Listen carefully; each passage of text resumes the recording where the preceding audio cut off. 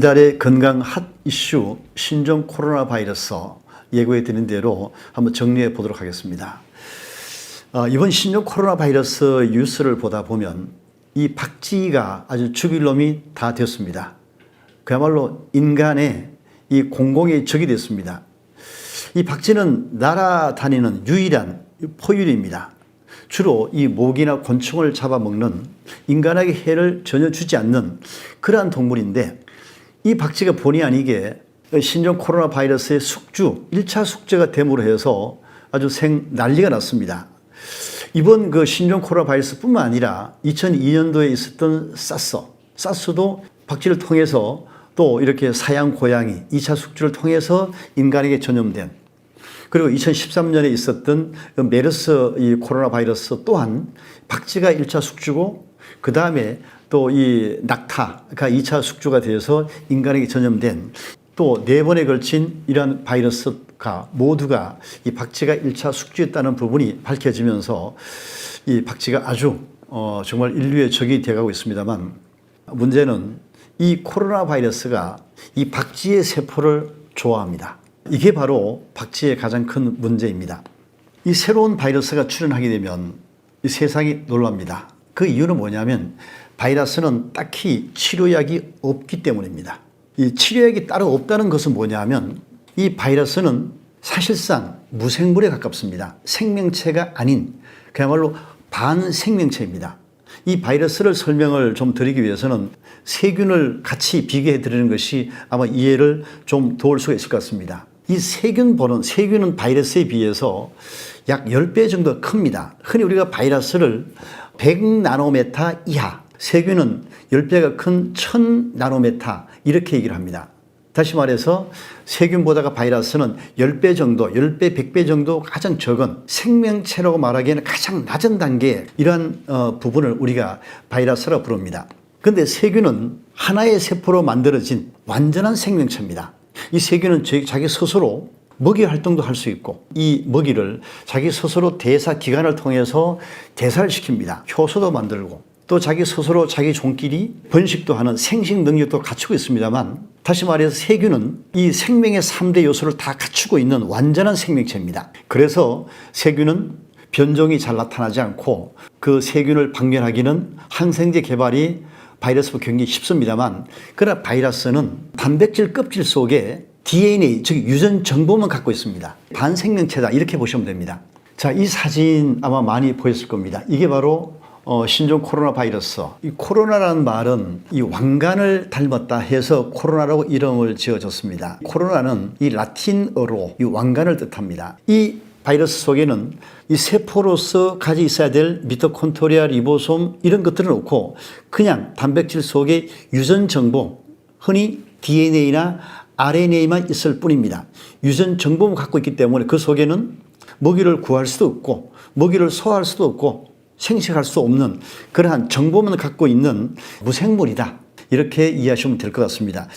신종 코로나 바이러스를 우리가 뉴스를 보면 비말 전염을 한다 라고 표현합니다. 자, 비말이란 뜻은 튀거나 날아올라 흩어지는 물거품, 이렇게 기록이 되어 있습니다. 다시 말해서 우리가 이 비말이라는 부분은 이 바이러스가 우리 사람의 기침할 때 퍼지는 그 물방울 속에 조금 전에 말씀드린 그 단백질, 그 속에 있는 유전 정보가 전달됩니다. 이러한 부분이 바로 이 비말 전염입니다. 물론 전염에는 공기 전염도 있고, 또 비말 전염도 있고, 또 접촉 전염도 있습니다. 당연히 접촉하게 되면은 전염될 가능성이 가장 높고, 또 접촉하지 않더라도 비말, 우리가 기침하는 이런 물 속에 이렇게 튀어서 전달될 수가 있습니다. 그래서 우리가 늘 보면 마스크 합니다. 아주 마스크가 난리가 났습니다. 특히 감염자가 마스크를 끼게 되면 한 절반 정도는 우리가 걸러질 수가 있고, 또 우리가 더 비감염자가 마스크를 끼고 있으면은 거의 비말 전염되는 신종 코로나 바이러스를 우리가 예방할 수가 있습니다. 자, 여기서 좀 들어가 보면 비말이라는 부분은 이 물방울 속에 이 바이러스 단백질이 들어가 있다. 다시 말해서 물이 섭기가 필요합니다.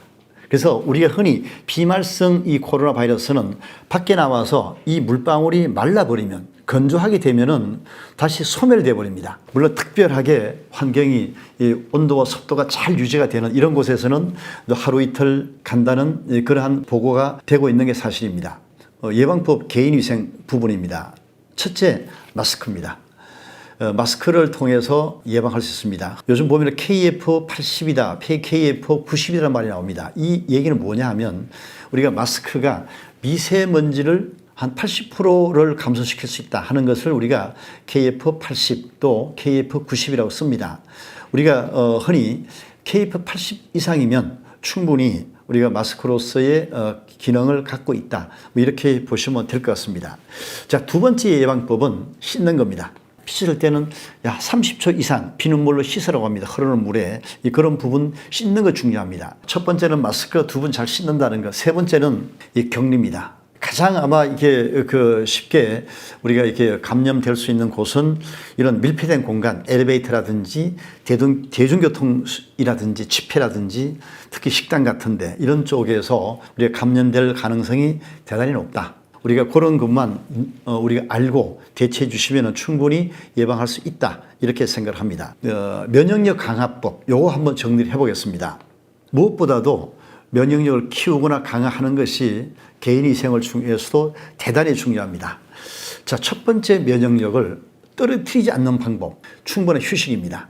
충분한 휴식, 즉 과로 금지, 흡연이라든지 술, 음주 이런 부분은 우리가 면역을 떨어뜨리는 그러한 행위들입니다. 자, 두 번째는 충분한 영양 섭취, 영양 섭취를 넉넉하게 해서 우리 면역력이 키울 수 있도록 그리고 또 적절한 컨디션 유지를 위한 운동 좋습니다. 자, 세 번째 이 면역력 강화법은 이 장 건강입니다. 면역 물질을 만드는 세포가 80% 이상이 장에 있다고 합니다. 장이 건강하면 면역 물질을 충분히 만들 수 있는, 잘 만들 수 있는 환경을 조성합니다. 이 건강한 장을 위해서는 이 좋은 똥을 생산해야 됩니다. 좋은 똥을 생산하기 위해서는 그 원료인 바로 식이섬유. 식이섬유가 풍부한 그러한 식단을 잘 만들어 가실 것을 강력하게 이 똥기사 추천합니다.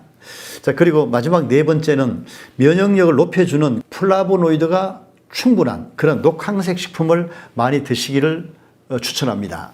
흔히 우리가 이 플라보노이드가 많은 그러한 물질들은 흔히 프로폴리스에 대단히 많습니다. 프로폴리스는 뭐냐 하면 우리가 나무에 이렇게 상처를 내면 그 찐이 나옵니다. 그 찐을 우리가 수지상의 물질, 이 바이러스로부터 자기를 보호하고 지켜주는 찐득찐득한 물질입니다.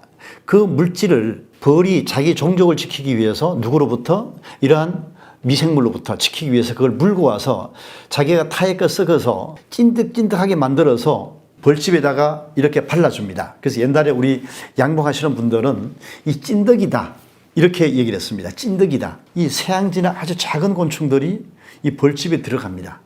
들어가면 일벌들이 그 곤충들을 죽입니다. 적이니까. 죽이고 나서 그 다음에 프로폴리스로 이걸 다 감싸버립니다. 왜? 얘가 썩어버리면 벌집 전체가, 통 전체가 오염이 되기 때문에. 그런데 벌이 가지고 만든 이 프로폴리스, 플라보이드가 충분한 프로폴리스를 이 곤충이나 이런 적은 동물에게 감싸버리면은 얘가 그야말로 썩질 않습니다. 그러한 역할, 그래서 이 프로폴리스는 뭐 천연 항생제다 이렇게 해서 많이 이용을 하고 있습니다. 앞으로 아마 건강에 가장 초점을 이렇게 우리 면역력을 높이는 쪽 대단히 중요한 우리 건강관리법입니다. 자, 마지막으로 우리 질본에서 발표한 이번 신종 코로나 바이러스를 비교하면서 제가 한번 간단하게 한번 설명을 드리겠습니다. 보시면 2020년 2월 5일 현재입니다. 이 자료는 이 바이러스 신종 바이러스 부분은 질본에서 뽑은 자료입니다. 신종 바이러스는 확진자가 전 세계적으로 24,543명, 사망자가 492명, 치사율이 2%입니다. 그리고 우리 한국은 확진자가 18명, 그리고 사망자 없고 치사율 없습니다. 자, 사스는 2002년도에 발생한 확진자가 8,273명입니다. 이 확진자는 신종에 비해서는 아주 적은 숫자입니다. 사망자는 775명. 치사율이 9.4%, 현재 신종보다는 약 4.5배가 높습니다. 우리 한국의 그 사스 확진자는 4명이었습니다만 사망자는 없었습니다. 그리고 메르스, 이 낙타에서 시작되던 메르스는 확진자가 1,367명, 그리고 사망자가 186명. 보시면 치사율이 38.6% 대단히 높은 치사율을 보이고 있습니다. 우리 한국 확진자 186명, 우리나라의 치사율이 20.9%였습니다. 대단히 높은 그런 메르스를 보이고 있는데 제일 밑에 있는 세균성 패스트, 아마 우리 전 지구를 공포에 떨게 했던 패스트, 이 부분은 유럽에서 시작했던 지금으로부터 670년 전의 일입니다. 쥐와 쥐배력에서 옮긴 패스트 세균으로 사망한 숫자는 약 2천만 명에 해당합니다. 정말 공포였죠. 그 이후로 패스트는 세균이었기 때문에 그 이후로 여러 가지 항생제 개발을 통해서 지금은 항생제, 즉 균에 대한 공포보다는 바이러스에 대한 공포가 더 많은 걸로 여겨지고 있습니다. 최근 사스 벌써 하면 20년 전이죠. 2002년도니까. 그리고 메르스 또 7, 8년 전, 그리고 이번에 신종 코로나 바이러스, 이러한 이 변종 바이러스가 계속 나타나고 있습니다. 앞으로도 아마 어떤 변종 바이러스가 나타날지는 아무도 예측할 수가 없습니다만, 이러한 부분에 대해서 국가적인 방역 시스템도 대단히 중요하겠지만 무엇보다도 이 개개인들의 위생관리가 철저해야 됩니다. 가장 중요한 것은 나와 내 가족을 지키기 위해서는 바이러스가 뭔지를 정확하게 알게 되면 충분히 대처해 나갈 수 있다고 생각을 합니다. 지피지기면 백전백승입니다. 아마 이 바이러스 잘 이겨낼 거라고 저는 생각을 합니다.